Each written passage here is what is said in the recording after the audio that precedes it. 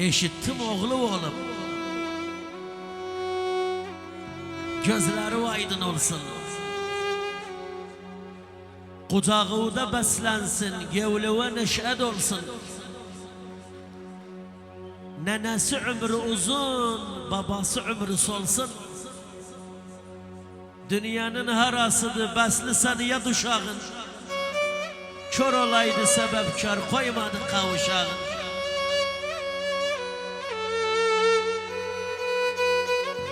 Eşittiğime göre adım koyupsan.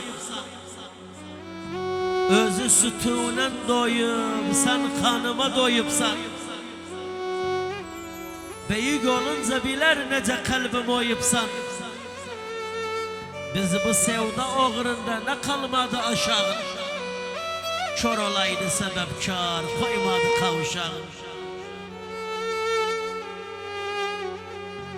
Ne şirindi bu oğlu, hayran olun boyuna. Nenesi sevanimse huyum benzer huyuna. Gelirim sünnetine, ölmesem de toyuna. Sevda koydu dizleri, sarabılarsın koşağı. Kör olaydı sebepkar, koymadı kavuşağı. Demek ne de oldu. Bak iller ne tez geçti. O kör olmuş alanı acıktan seni seçti. Hele de umudum sen hiç de inanmamı geçti.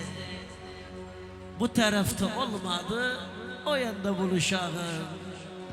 Kör olaydı sebepkar, koymadı kavuşağım. Yuhumda nenemi gördüm. Her iki gözümle mi gördüm? O dünyada yanmaram, burada cehennem gördüm. Koklarım, gül giderem. Örterem, tül giderem. Bu dünyada çok yandım, o yana kül giderem.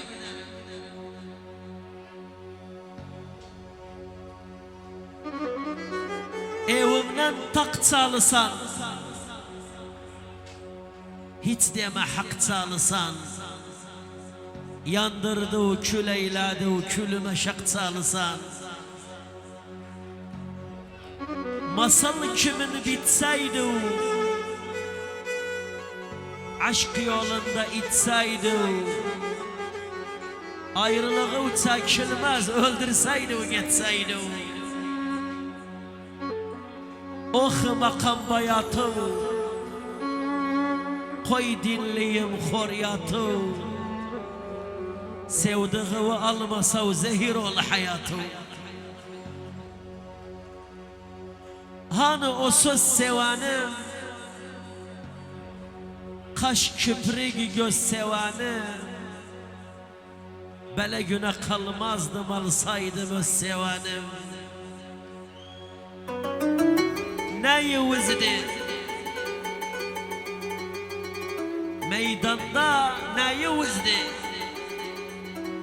Değilsiz onu tiyarı, dellisiz neyi vizdi?